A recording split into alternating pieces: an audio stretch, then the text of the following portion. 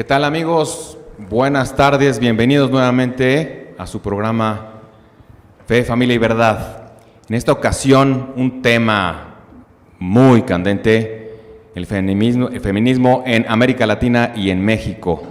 Y con nosotros, Padre Ángel Espinosa, gracias, Padre. Y nuestra invitada de lujo, Sara Winter. Bienvenida, Sara, muchas gracias. Bienvenida aquí a México en esta tu gira. Y bueno, me permitiría yo comenzar, Padre, si me permites.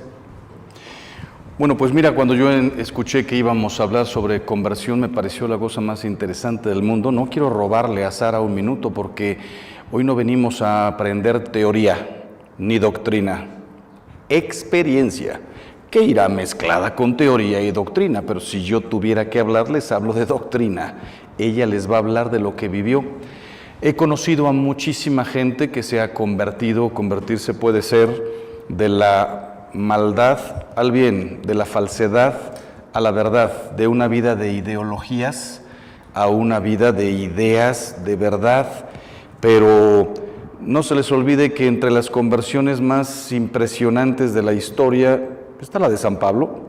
Fue una gracia extraordinaria, eso fue un golpe de Dios. Pero está, por ejemplo, la de San Agustín.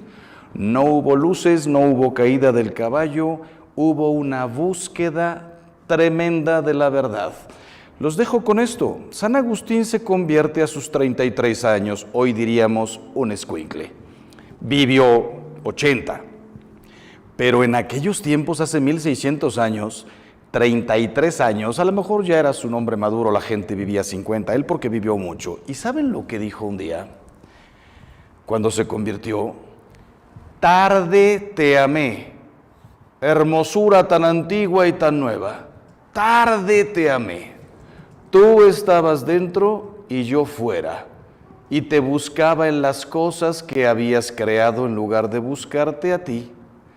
A todas las personas que nos van a escuchar y a quien puedas mandarle este programa, porque este programa no lo tiene que ver la gente que ya está bien, que nos sentimos bien, la tienen que ver millones de personas. Tiene que llegar a todas partes para que cada vez más se prevenga el vivir en una vida de ideologías o se conviertan.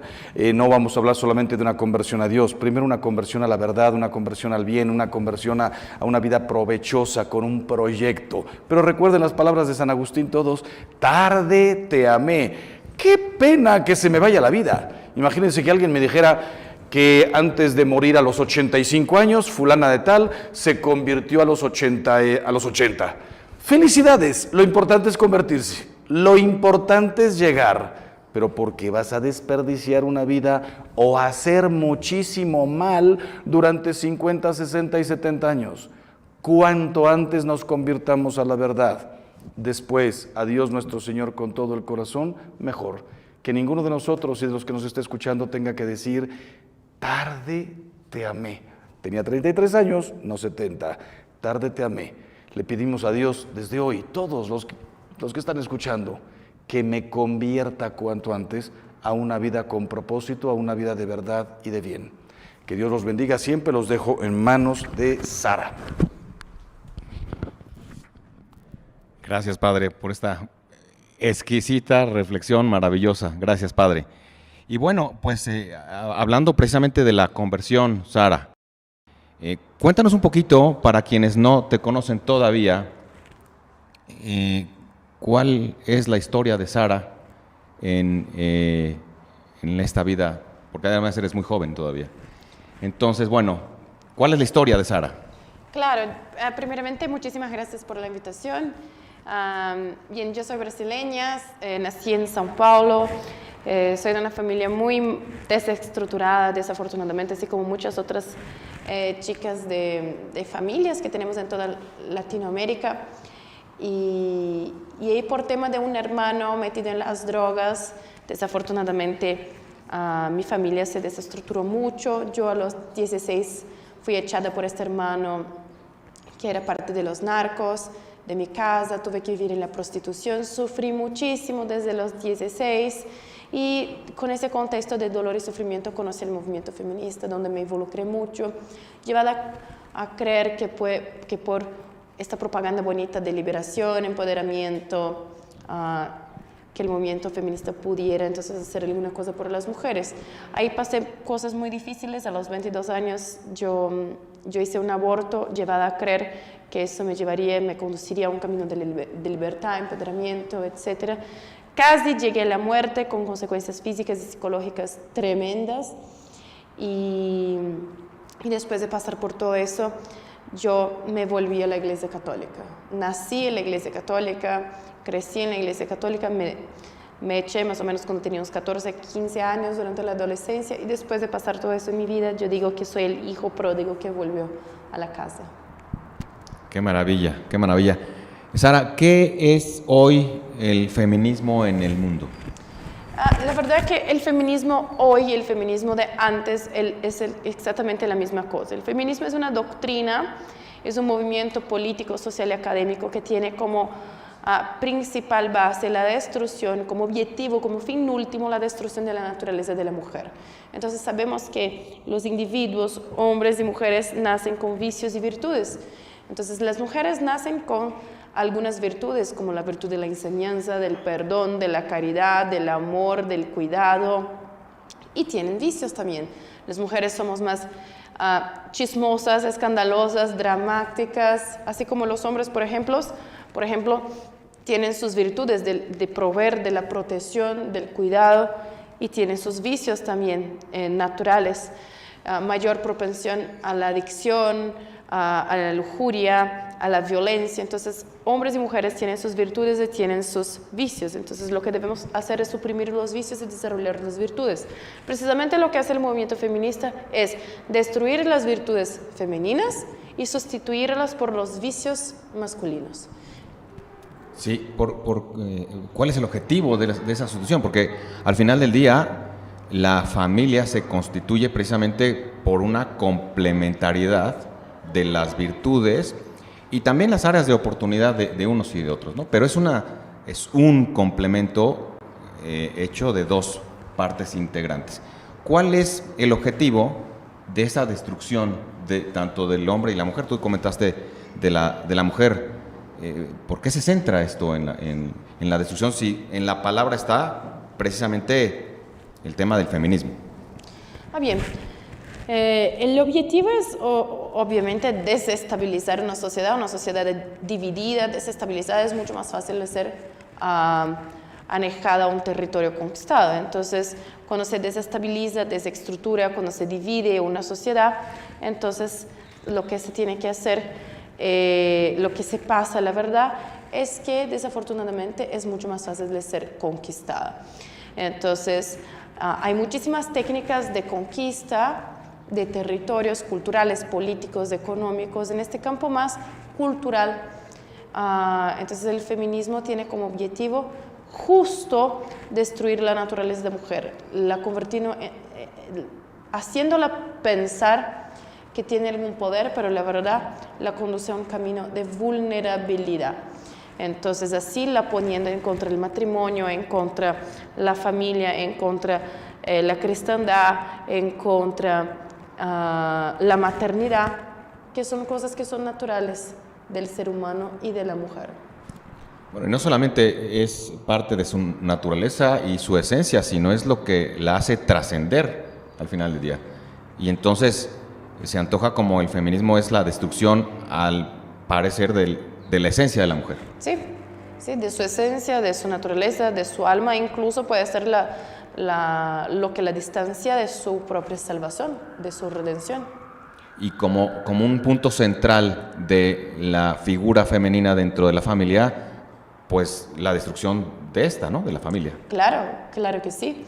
Entonces, si no tenemos ahí una mamá o una esposa que tiene sus obligaciones, que tiene su amor, su devoción, su cuidado, y que practica eso, es imposible regalar ejemplo a los hijos, es imposible mantener un matrimonio sano, así como los deberes de los hombres también. Entonces, obviamente, ahí se destruye la familia. Karl Marx y Friedrich Engels escriben un libro llamado El origen de la familia, de la propiedad privada y del Estado. Entonces, estas ideologías que dividen la sociedad en clases, como el proletario, los burgueses, las mujeres, los hombres, los negros, los blancos o los latinos, los campesinos, los indígenas, los blancos, los homosexuales, los heterosexuales. Entonces el feminismo hace parte de eso. Y en este libro nos explica bien que antes que obviamente el comunismo para ser instaurado hace necesario romper, destruir todas las propiedades privadas, pero principalmente la primera propiedad privada del mundo, que es la familia. La familia es, incluso por los comunistas, considerada la primera propiedad privada del mundo, pues a través del matrimonio, del sacramento, dos cuerpos se unen y de ahí se hacen hijos. El hombre pertenece a la mujer pertenece al hombre y los hijos pertenecen a la pareja. Entonces esta sería una propiedad privada. Como una propiedad privada, entonces en la cabeza de los marxistas debe ser destruida. ¿Qué hubo en la niñez, en la adolescencia de Sara, en donde tú dices, bueno, la mujer comparte cariño, ejemplo? ¿Qué hubo en la niñez de Sara en donde pudo identificar ese ejemplo? Porque de algún lado tuvo que haber salido. Yo digo que en mi niñez yo no tuve nada de este ejemplo. Yo soy de una familia muy desestructurada. Incluso Platícanos un poco de eso. Sí, incluso yo estaba hablando ayer con mi prometida, estaba diciendo, yo de verdad no sé de dónde saqué los ejemplos. Yo creo que muchas veces Dios intercede por nosotros de manera misericordiosa, pues hay mucha gente que así como yo ha venido de familias muy mal estructuradas, sin los debidos ejemplos de conducta y aún no se vuelven marginales, criminales, no se vuelven... yo al máximo fui feminista, pero nunca practiqué ningún delito. Entonces, de verdad, no sé si las profesoras en la escuela, la verdad que nunca había pensado sobre eso. ¿Qué hizo, qué provocó esa conversión en Sara? Yo no digo que pasé por una conversión, pues yo nací en la Iglesia Católica y fui católica hasta unos 14, 15 años. Yo digo que yo volví a mi casa después de un largo periodo alejada. Yo pasé por una experiencia muy traumática de un aborto, siguiendo exactamente los protocolos indicados por la Organización Mundial de la Salud para abortos seguros. Y casi llegué a la muerte, tuve una experiencia muy traumática. Y la persona, y en este episodio, durante una hemorragia, un choque hipovolémico donde perdí mucha sangre, donde casi llegué a la muerte, ninguna amiga feminista me ayudó. Pero la única persona que me ayudó, de hecho, fue un vecino que era hombre, un hombre de familia y un hombre católico. Entonces, este hombre sí me salvó la vida, me llevó hasta el hospital y a partir de ahí empecé a repensar, reconducir entonces mi vida. Obviamente es un proceso muy tardío y muy largo, entonces me costó ahí año y medio hasta decidir volver a la Iglesia Católica, pero fue el punto que empecé entonces a pensar dónde quería estar, si quería estar ahí en los movimientos sociales de izquierda, si no quería. Entonces fue donde empecé a reflexionar. Después, fruto de esa reflexión, tomas una decisión. ¿Cómo reaccionan las feministas? No, porque entiendo que tenías ahí un claro liderazgo ahí en movimiento feminista. Sí, en Brasil yo era la feminista más importante. Entonces fue un disparate, un escándalo a todos. Además yo no salí callada, salí diciendo que estaba saliendo y salí contando a la gente las cosas malas que ahí estaban. Entonces yo sufrí mucha persecución. En 2 episodios me pegaron en la calle. Fue muy mal, me hicieron muy mal. Me rompieron uno de los dientes. Entonces ahí me pegaron muy feo en la calle, me tiraron piedras de todo eso, tiraron piedras en la tienda de mi mamá, fue algo muy feo. Y muchas amenazas, amenaza de muerte, amenaza de todo lo que imagina. Pero eso ya se sigue cada 7 años, entonces ahora está más tranquilo. Pero en el momento que sí decido decir, sí, quiero volver a la Iglesia Católica, no quiero más saber de feminismo ni nada de eso, fue una situación muy crítica. ¿Cómo una mujer tan joven, como tú lo comentas, de una familia tan desestructurada, desunida, tan problemática, puede salir adelante? Esto es, ¿qué ejemplo pueden tener? ¿Qué les podemos dejar a las mujeres jóvenes? Decir, oye, a ver, sí estás mal, reconoce que estás mal, pero sí se puede salir adelante. Yo creo que algo que me inspiró mucho fue la historia de los santos de la Iglesia Católica. Y yo siempre, mientras era feminista, yo me inspiraba mucho en cantantes, actrices. Entonces empecé a leer un poco de la literatura de los santos de la Iglesia Católica, incluso mujeres también. Y comprendí que no, que diferente de lo que planteaban, la mujer católica no es débil o mensa o cualquier cosa así. No, son mujeres fuertísimas, verdaderas guerreras como Santa Juana de Arco, Santa Mónica, que tanto rezó por la conversión de su hijo y no desistió. Fue a base de la virtud, de la constancia, de la persistencia. La propia Santa Rita de Casia también, que fue por la constancia. Entonces me ayudó mucho la historia de los santos de la iglesia y creo que fueron los mejores ejemplos. Y también poder percibir, yo creo que muchas conversiones también se dan por el ejemplo. Y yo veía muchas familias católicas, con mamás, con sus 4, 5, 6 hijos, muchas haciendo homeschooling. Yo pensaba, ¿cómo pueden? ¿Cómo consiguen? ¿Cómo son capaces? Y yo veía que arriba de todo son felices. Y yo miraba, pensaba, ¿quiero ser feliz como esta mujer? Entonces, ¿cómo puede una mujer que estaba adentro de un esquema que yo pensaba que era totalmente opresivo, de tener hijos, de educar a los hijos, de dedicarse a eso, ser tan feliz? Y yo, que supuestamente ahí en el feminismo era liberta, empoderada, pero yo no era feliz. Entonces el ejemplo también es algo que convierte. El feminismo entonces, ya un poco lo diste en la introducción, pero ¿da paz y alegría o da angustia, tristeza? Porque así se plantea, ¿no? Como una liberación no sé de qué, pero como una liberación. Bien, yo digo que yo estuve involucrada 5 años en el más íntimo del movimiento feminista en muchísimos países diferentes y yo nunca conocí una feminista que viniera de una familia bien estructurada. La gran mayoría siempre tienen por detrás de la ideología un dolor, un trauma. Entonces, generalmente se busca esas ideologías como una ilusión, una esperanza, algo que se pueda agarrar, donde se pueda pensar que se va a sanar sus heridas, algo que va a solucionar sus problemas. Pero la verdad es que no sana ningún problema y no cura ninguna herida. Lo que hacen esos movimientos sociales son utilizar su dolor y sufrimiento y convertirlos en herramientas políticas. Convertir a ti, en una marioneta ideológica. Una mujer en esas etapas, ¿cómo podría darse cuenta si está rodeada de las mismas feministas?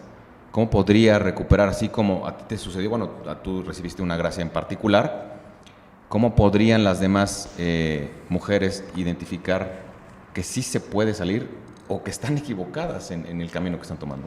Generalmente es muy difícil, o sea, el ser humano tiene la tendencia de ser terco y no querer ver. Entonces, yo creo personalmente que la formación, la información es el necesario para que una persona pueda reconocer que tal vez haga otras opciones para su estilo de vida. Entonces, muchas veces el estilo de vida feminista no puede ser lo que te vas a conducir en la felicidad.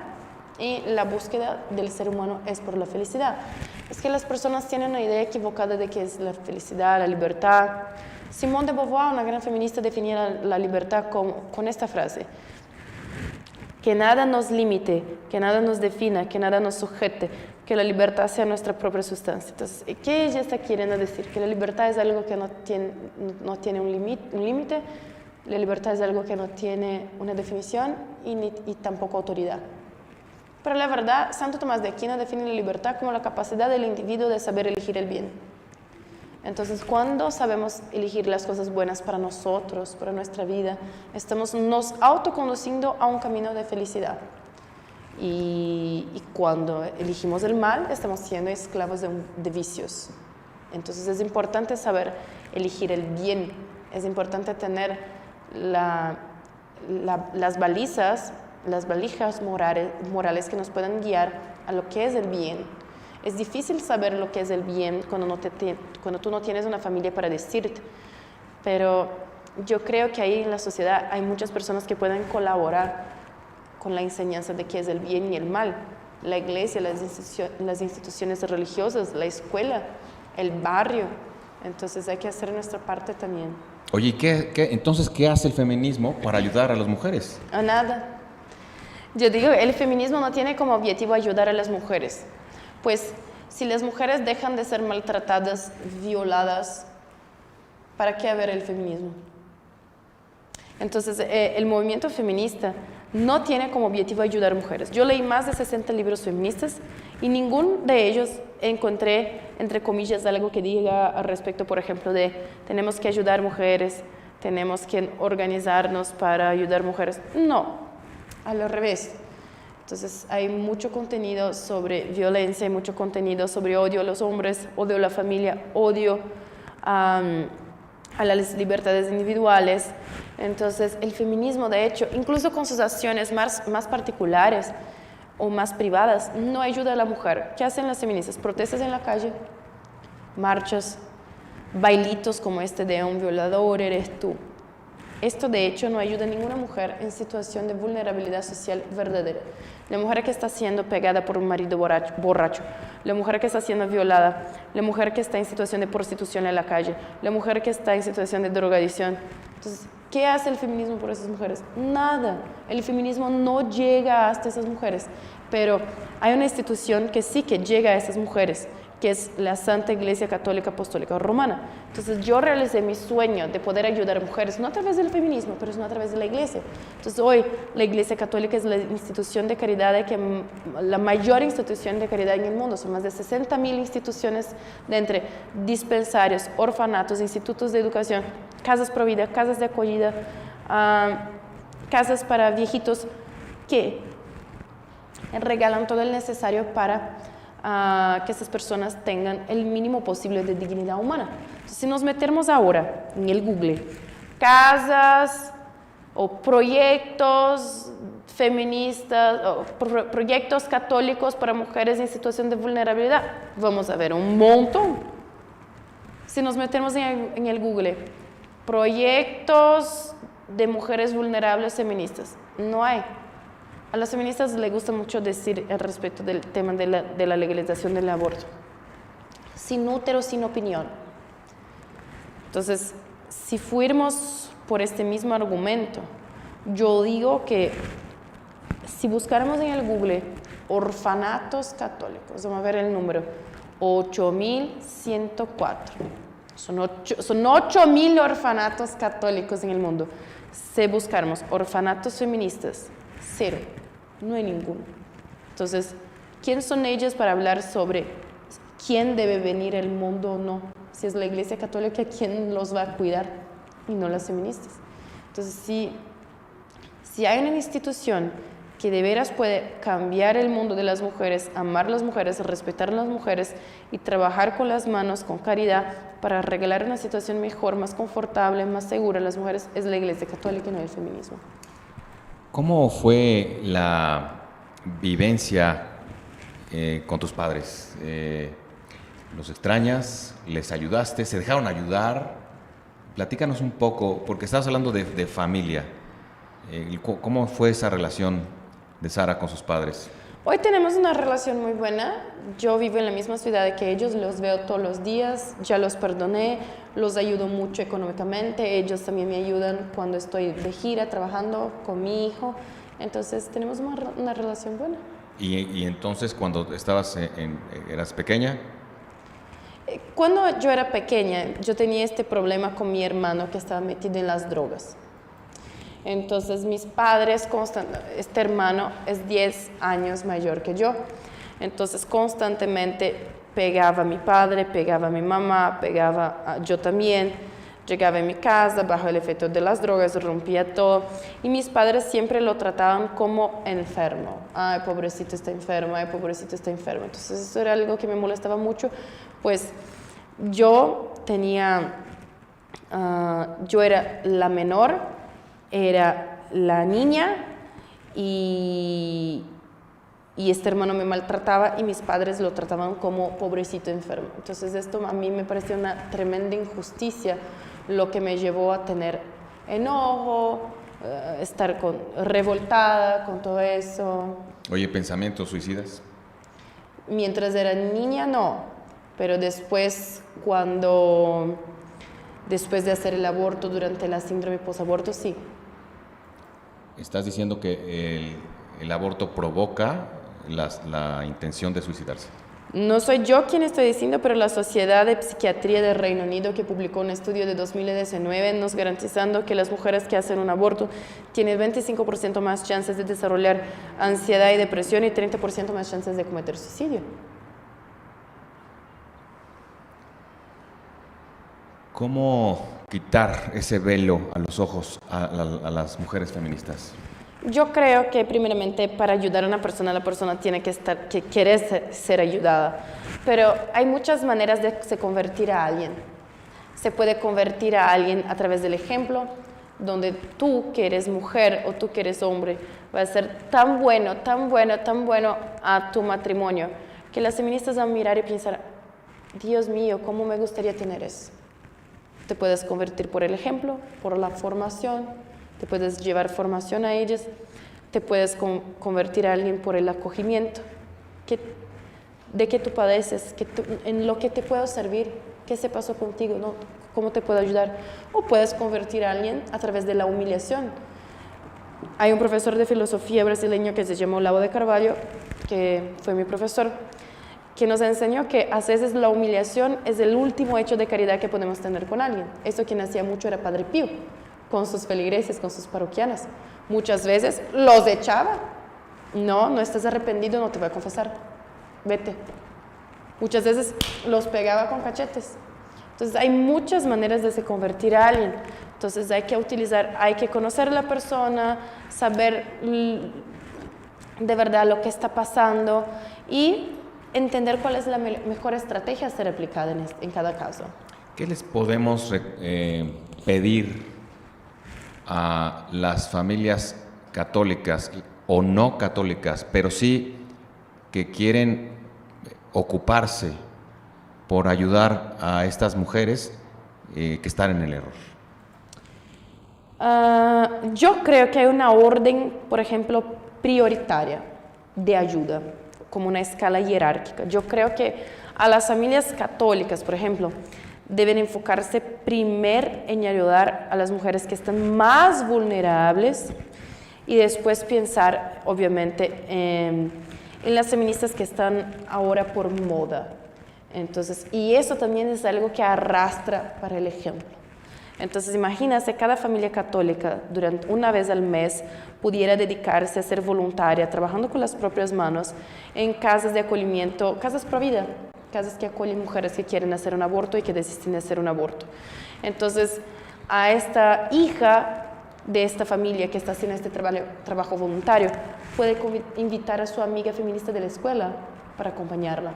Entonces, la conversión, yo no creo que sea algo que sea compulsivo. Hola, ¿qué tal? Entonces vamos a te convertir ahora.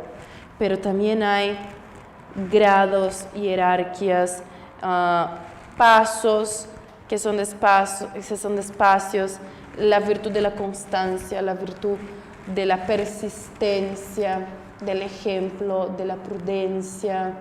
Entonces yo creo que mucha formación, mucho ejemplo y también regaños, pues así se puede ir moviendo las cosas para que las personas despierten, para que esas chicas despierten. Cuando tú hablas del regreso a casa, dime 3 pilares que te sostienen a lo largo de tu vida para un regreso feliz? A ver, una pregunta filosófica, ¿no? 3 pilares. Yo creo que la caridad y el servicio, que es la dedicación que llevo con mis casas pro vida, que atendo, que me dedico. Mi dedicación familiar como madre, enseñanza y mi disciplina en la fe católica. Entonces, el rosario diario, la misa dominical, la confesión semanal, la Eucaristía. Entonces, el servicio con la caridad, la dedicación familiar y la disciplina religiosa. Parece que todo lo que platicas a la gente feminista le causaría rabia, ¿no? Lo que tú estás comentando, porque claramente muchas feministas, si no es que la gran mayoría o todas, van ensañadas en contra de la Iglesia Católica. ¿Por qué? Pues nos has enseñado como feministas que la Iglesia Católica es el pilar, la base de la opresión de la mujer, y obviamente creemos, no estudiamos absolutamente nada sobre historia del desarrollo de la civilización occidental, y así lo creemos. Entonces, imagina que si es la Iglesia quien conduce a las personas a la salvación, el feminismo como un movimiento malo, obviamente no quiere la salvación de las personas, quiere la donación. Además, yo siempre digo que los ideales feministas, que son ideales comunistas, son ideales marxistas, son ideales iluministas, son ideales donde la libertad es, como por definición de Simone de Beauvoir, algo que no tenga límite, ni definición, ni autoridad. Entonces, eso que estos movimientos buscan. Y de repente, se llega una institución, de repente no, ahí ya estaba, pero se llega una institución diciendo, no, la libertad es solamente las cosas que te conducen al bien. Si te conduce al mal, no es bien. Entonces, el sentido al revés tiene la Iglesia. Tiene una forma, tiene una unidad, tiene una jerarquía, una obediencia, una orden, que son virtudes que todos los movimientos de izquierda rechazan. Además, yo siempre digo que toda feminista tiene, la verdad, envidia de la Iglesia Católica. Mejor, toda feminista tiene envidia de María Santísima. Imagina a una mujer que con su silencio, solo con su silencio, sin escándalo, sin chisme, sin dramas, sin gritos, es la mujer más amada del mundo. Entonces, obviamente, incluso, yo no tengo ningún problema de decir que la Iglesia Católica Apostólica Romana es la verdad. Hay gente que no. Entonces, hasta el mal reconoce lo que es verdadero. Entonces, yo nunca vi feministas protestando en cualquier otro lugar, cualquier otra religión, cualquier otro templo, sino la Iglesia Católica. Porque hasta el mal reconoce lo que es el bien, hasta el mal reconoce lo que es verdadero. Entonces, la verdad, las feministas deberían estar muy gratas a la Iglesia Católica. Fue la Iglesia Católica quien ha regalado a las mujeres su dignidad humana. Es la Iglesia Católica quien regaló a la mujer el estatus de Madre de Dios. Es la Iglesia Católica quien inventó el método científico. Es la Iglesia Católica quien inventó el método pedagógico, la escuela, la universidad, las instituciones de caridad. Entonces, hoy la civilización occidental es lo que es por la Iglesia Católica. Entonces, hay mucho que se agradecer. Cuando tu hermano te saca de casa, ¿buscaste a Dios? ¿Quién? Tú. No, yo estaba enojadísima con Dios. En mi cabeza, no podría creer. Mi pregunta era, Dios, ¿por qué yo y por qué tú me permites sufrir? Yo soy la menor, soy mujer, ¿por qué tengo que sufrir? ¿Por qué a los 16 tengo que pasar por la prostitución? ¿Por qué este monte de hombres está me abusando sexualmente? Entonces yo no comprendía por qué Dios me permitía pasar por eso. ¿Cuál fue tu respuesta? ¿Cuál fue la respuesta de Dios? La respuesta de Dios. Sí. Tú le estás preguntando. En este momento no hubo respuesta, por eso me volví feminista. Yo no tuve respuesta. Sí. Entonces, las cosas no son como un cuento de hadas, entonces no hubo respuesta. La respuesta lo tengo hoy, a los casi 30 años. Yo tuve que pasar por esto. La voluntad de Dios no era que yo sufriera. La voluntad de Dios era que yo tuviera que pasar por todas estas experiencias para después ser un camino que mismo una semillita que pueda llevar a alguien a su conversión. Pero obviamente yo tuve un camino muy difícil para eso. Pero yo soy una fiel creyente y obediente a la voluntad de Dios. Y hay un libro de Santo Afonso María de Ligorio que se llama La conformidad con la voluntad de Dios. El título no es estar de acuerdo con la voluntad de Dios, estar obediente a la voluntad de Dios, no, es conformidad, es conformar, es eso y ya. Entonces yo aprendí a me conformar con la voluntad de Dios. Y incluso en este libro hay una frase que ahora no me acuerdo de qué beato era, pero es en las primeras páginas del libro, que dice: prefiero ser un vil insecto por mi voluntad. No, estoy diciendo al revés. A ver, prefiero ser un vil insecto por la voluntad de Dios que ser un arcángel por mi voluntad. Entonces, yo creo que con mi trabajo a lo largo de estos 7 años, yo pude plantar algunas semillitas en el corazón de algunas personas, trabajar salvando la vida de algunos bebés, y yo no cambiaría nada del sufrimiento que yo pasé para no tener eso ahora. Entonces, es también tener en cuenta que esta vida es una vida terrena y pasajera, y que el objetivo, el fin último de esta vida no es la felicidad. La felicidad es un regalo que Dios nos da y que tenemos que aprovecharla, gozar de la felicidad. Pero esta vida es una vida dura.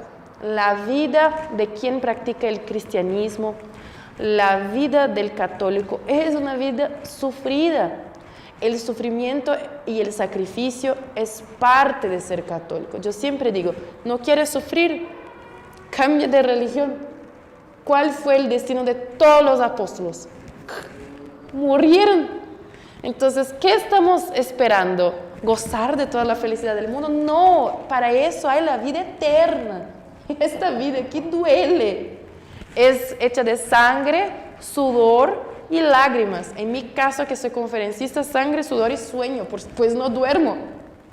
Entonces, no es fácil, pero ni todo dolor, ni todo sacrificio es malo. El mayor sacrificio del mundo, el mayor dolor del mundo fue justo el que nos redimió de nuestros pecados. Entonces las personas tienen una idea de que el dolor es malo, pero muchas veces el dolor nos enseña, nos conduce a una felicidad, a una virtud. Las personas tienen que aprender a sufrir, no a dejar de sufrir, pero a sufrir bien, a sufrir mejor. Hay un libro llamado La imitación de Cristo de San Tomás de Kempis, donde hay una parte que él nos enseña que todos nosotros tenemos una cruz para cargar. Hasta Dios, que se ha hecho carne y hueso, cargó una cruz. Imagina, nosotros meros pecadores, miserables. Hay 2 maneras de cargar una cruz: murmurando, reclamando, con pereza, maldiciendo todo porque tengo que cargar esa cruz y no la quiero. Entonces este proceso de murmuración solo va a ser con que nos tardemos a llegar hasta el final, que es nuestra redención. O podemos simplemente poner, eso ya es la filosofía winteriana mezclada con San Tomás de Kempis, poner la nariz arriba, unos cachetes en la cara, en el pecho y listo, vamos. Carga la cruz con dignidad, con autorrespeto, duele, deja que duela y vamos a llegar más rápido en nuestro destino, que es la salvación. Hoy, ¿qué sientes por quienes te maltrataron tan duro en el pasado? ¿Odio? ¿Amor? ¿Perdón? ¿Qué sientes? Yo no creo que sienta nada. O sea, yo no puedo ser hipócrita y venir aquí a hacer un programa bonito y decir, sí, perdono a mi hermano, lo quiero mejor. No, yo lo quiero distante de mí. Yo no lo quiero ver. Aún no lo quiero. ¿Cómo puedo decir eso? Tengo un nivel que no lo quiero perdonar, pero arriba de este nivel pido a Dios para que un día yo lo quiera perdonar. Pues yo sé que el perdón es algo esencial. Mismo que ahora yo no tenga esta capacidad, rezo todos los días para que Dios me regale las ganas de perdonar. Entonces eso incluso es pedir por mi propia alma, por mi propia conducción a una virtud. Entonces es muy bonito, como un cuento de hadas, decir, sí, perdono a todos. Pero la vida no es así. Entonces imagina la cantidad de gente que nos está asistiendo ahora, que tiene odio, que tiene enojo, que tiene frustraciones con alguien. Entonces yo no los puedo decir, perdona ahora, pero yo los puedo decir, pida a Dios que Dios te dé las ganas de un día perdonar. Estabas comentando que la vida de un católico no es fácil y que Dios no reacciona y como nosotros queremos y en el momento que queremos y de la forma en como queremos. Sí, Dios no es un mesero que podemos decir, oye, tráigame una Coca-Cola, una Pepsi ahora. Dios, ahora quiero un novio, guapo, rico, educado. Dios, mañana quiero un empleo, estoy desempleada, tengo dívidas a pagar. Entonces, no es así que Dios funciona. Y eso es bueno que sea así, pues muchas veces es a través de esta conducción de Dios que formamos nuestro carácter, nuestra personalidad. La salvación no es algo fácil. Entonces imagina que esta vida sirve para que lleguemos al cielo. Para eso tenemos como una escalera. Y hay los degrales también, esta escalera. Imagínate Dios nos agarrara y ya nos metiera de una al cielo. ¿Para qué vivir? Entonces la vida tiene un propósito. El propósito es que nosotros construyamos nuestra salvación, no Dios. Obvio, Dios nos puede salvar y puede nos agarrar y poner allá, pero te ora et labora. Entonces es rezar, pero también tenemos que accionar, tenemos que merecer la vida eterna, tenemos que la merecer. ¿Eres feliz? Sí, sin duda. ¿Cuál es la fuente de esa felicidad hoy? Que ya no eres feminista, que eres católica, ¿cuál es la fuente? Porque me contestaste inmediatamente. Sí. A ver, antes de que me respondas, ¿eras feliz cuando eras feminista? No, hoy, ni un poco. No. Incluso es algo muy, muy impresionante que yo nunca percibí, pero comentarios que recibo diariamente. Hace 7 años ya que salí del feminismo y la gente sigue me diciendo eso, que mi semblante, mi cara, mis expresiones mientras yo era feminista y hoy son muy diferentes. Yo estoy mayor, o sea, se pasó 7 años, estoy vieja ya. Uy. Y la gente dice, estás más guapa, y yo no, estoy más vieja y más gorda. Pero la gente sigue diciendo que estoy más guapa, pues mi cara ahora es cara de alguien que es feliz. Y antes yo no veo la diferencia, pero la gente ve. Entonces antes no era feliz. Lo que me hace feliz hoy es la mera posibilidad de un día poder contemplar la faz de Dios. Es una posibilidad, pues mi salvación no está garantizada. Entonces, por lo menos Dios me regala la oportunidad de cada día luchar por eso. Y esto sí es maravilloso. Entonces, imagina que yo siempre digo que ahí en esta vida es la oportunidad que tenemos de construir una casita en el cielo. Yo digo que Dios, como un buen padre, a todos regala una propiedad privada en el cielo, un terreno así. Pero la casa, quien tenemos que construir somos nosotros. Entonces aquí, en la tierra, es la oportunidad que tenemos de ir construyendo, poniendo ladrillo por ladrillo en nuestra casita en el cielo. Entonces la pregunta que hago es, tú que me estás dando ahora, ¿cómo está tu casita en el cielo? ¿Hace cuánto que no pones un ladrillo? Una puerta, una ventana, un jardín. Entonces es aquí que tenemos que trabajar para ir construyendo allá.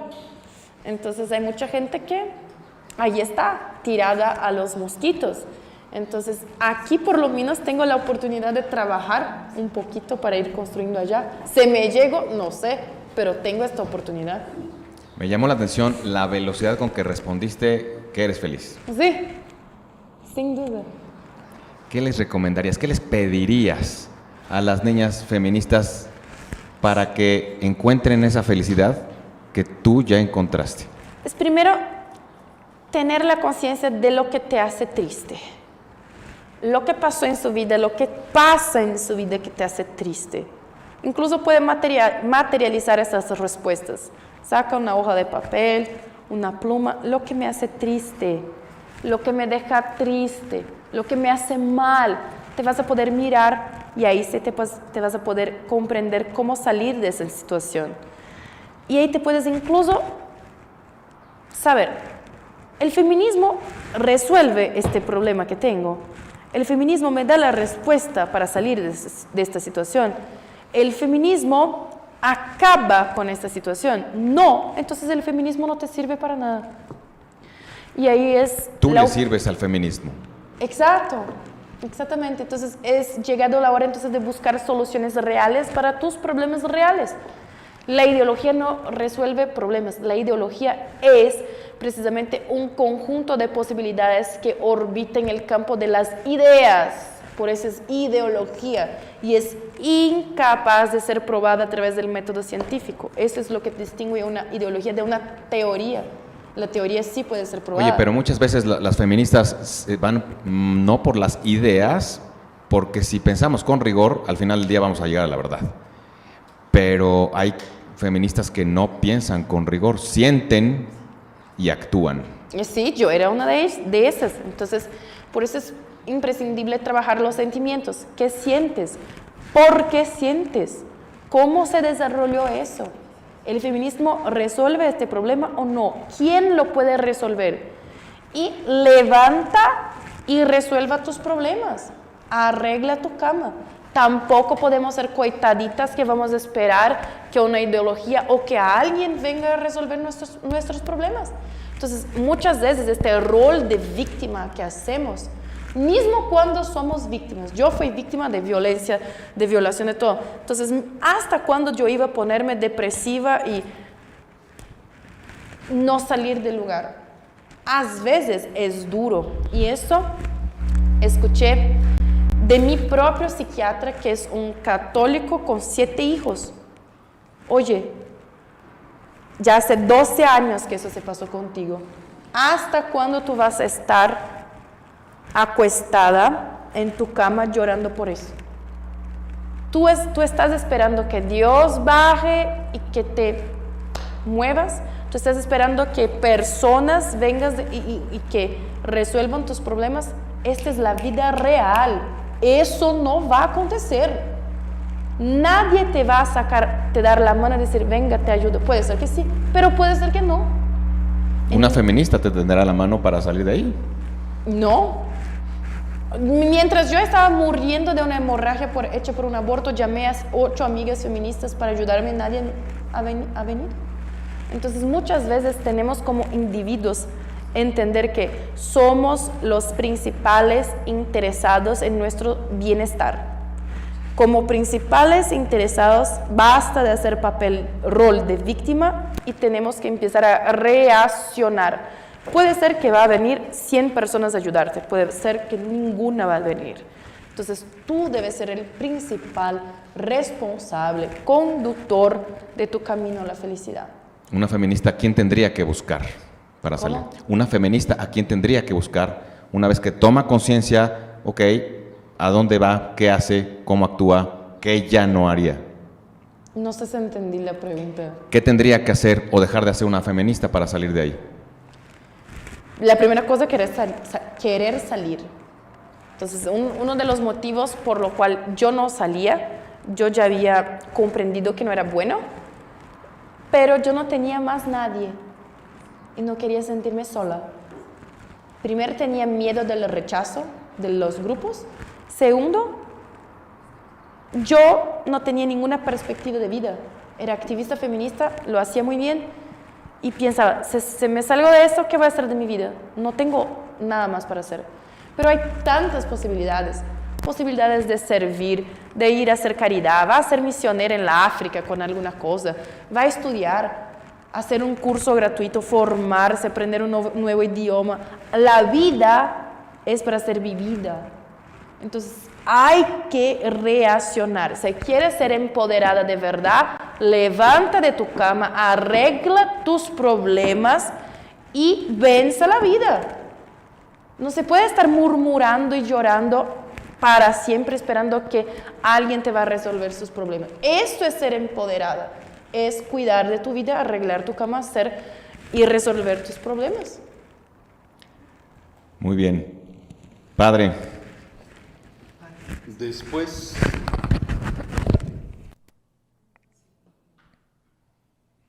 de haber escuchado todo esto, yo solo quisiera terminar recordándoles que dice San Agustín, el mismo que dijimos al inicio sobre su conversión: nos hiciste, Señor, para ti, e inquieto está nuestro corazón hasta que descanse en ti.